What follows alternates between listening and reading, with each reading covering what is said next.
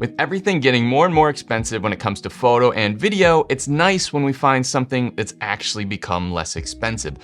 And this one is kind of crazy because when this type of lens was first released to the public, it was a $27,000 lens once you adjust for inflation.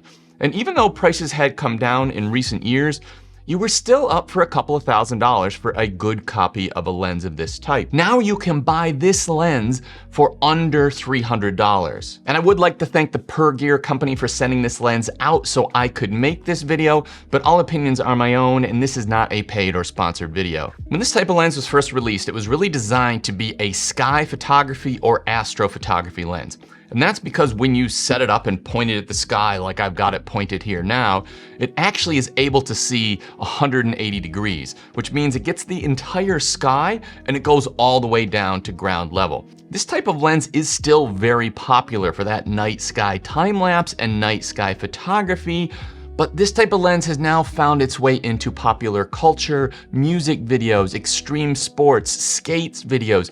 You actually see footage out of this type of lens all the time. And the first place that you see it all the time is extreme sports and particularly skateboarding. It's really become sort of a feature of skateboarding video. When you think of skateboarding videos, you kind of think of the look that you get out of a lens of this type. And I really wanted to get out to a skate park and try it out and sort of shoot with some skateboarders. And I still hope to do that at some point, but I never got around to it. But a buddy of mine, PJ, has actually covered this lens and did his own video on it a number of months ago. And he got some really good skateboarding shots and skateboarding video. And what you're seeing on screen now is from PJ.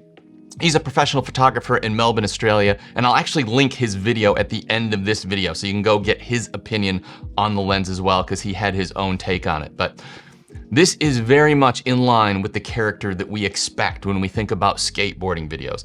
But it also is true for other extreme sports, whether it be sort of BMX or snowboarding.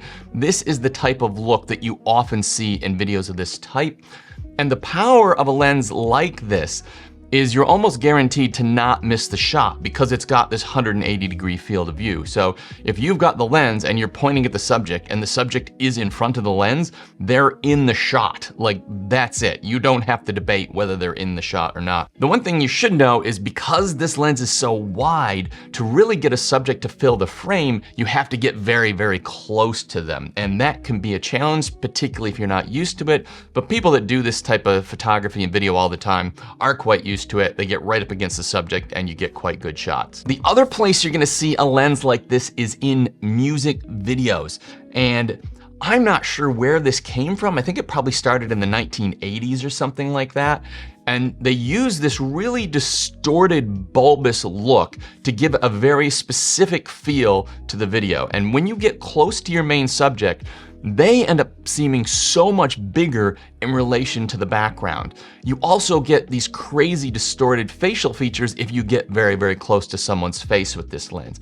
And once again, you have seen this look in popular music videos, also commonly used on album covers. So in the music industry, stylistically, you're gonna see this lens all the time. And beyond that, this is the type of lens that people buy when they basically are bored with all their other lenses, or they pretty much own every single lens, because this creates two things. One, it creates a look that is unlike any other lens that you probably own. Two, having a 179.5 or 180 degree field of view is extremely challenging as far as capturing moving video and good looking photos, because there is so much in the frame to consider when composing that image. So if you can compose a moving image with a fisheye lens, you can almost compose a moving image with any lens. So using a fisheye lens will kind of help train your brain, and I would liken it to weightlifting. People go to gyms to lift heavy weights, not so that when they're in real life they can do bench presses in their kitchen or when they're playing sports. It's so when they're doing things in their normal life, they are generally stronger and better at those things which aren't giant weights. And particularly this is the case for athletes. Using a lens like this is kind of like weightlifting for photographers and videographers, because If you can compose a good image with this, you can compose a good image with just about anything. The one place you might find this challenging is when you look at the images that come out of this, when it's put on your sort of $2,000, $3,000, $4,000 or more full frame camera, immediately you start thinking, did I just turn my expensive camera into a GoPro? And yeah, that's kind of what this lens does, which would leave you wondering, why do I want to turn my expensive camera into an action camera? And there's really one very specific reason. If you are shooting the type of situations that call for this type of lens and this type of look, the quality of both the photo and video that you're going to get out of your high-end camera and your ability to edit that photo and video is so far beyond even the best GoPros or action cameras, it's not even close. It's not even a debate. So for that reason, somebody who is looking to get these style shots and these types of photos and videos, and they want the best possible quality, they are not going to be using an action camera. They're going to be using a lens like this. And that's why when you do see images like this on TV, in movies, in music videos, although they have that totally GoPro look and feel, I can absolutely promise you they're not shot on GoPros. This lens falls into a category of lenses called a fisheye lens, and there's primarily two different types of fisheye lenses out there. This is called a full frame or diagonal fisheye lens. Now, a full frame fisheye lens shouldn't be confused with a full frame lens.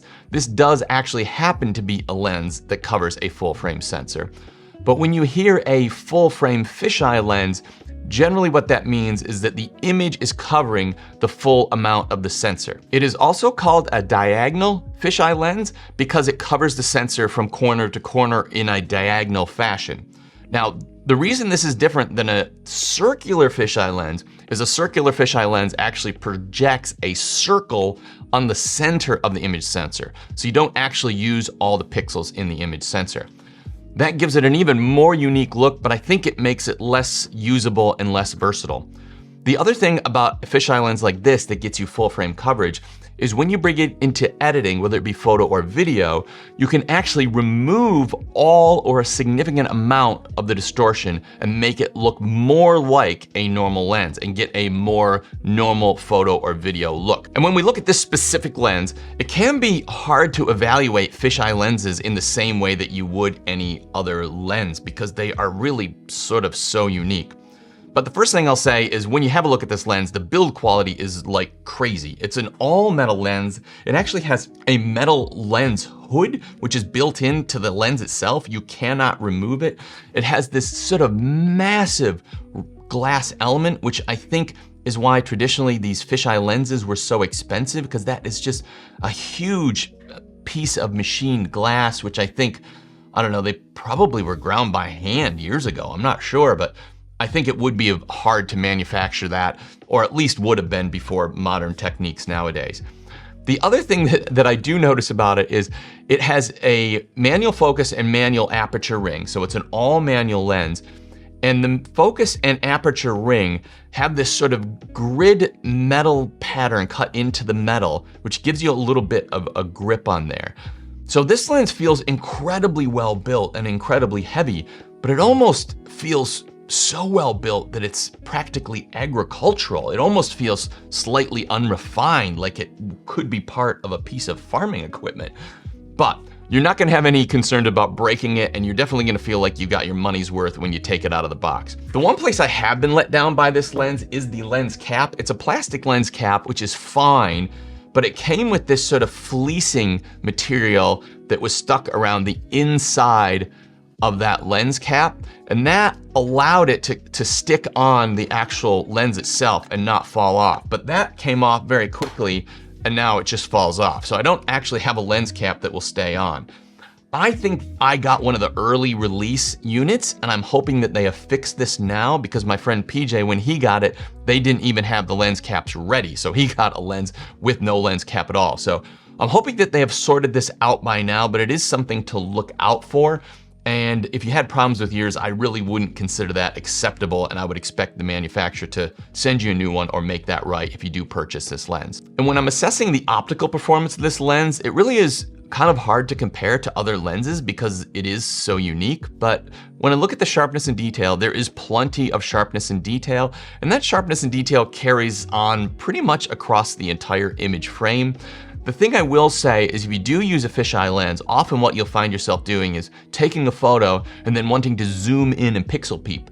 But because the fisheye lens pushes everything so far away, what you'll find yourself doing is zooming in much farther than you would on any normal lens. And this might give you the impression that the image isn't as sharp as you might think it is.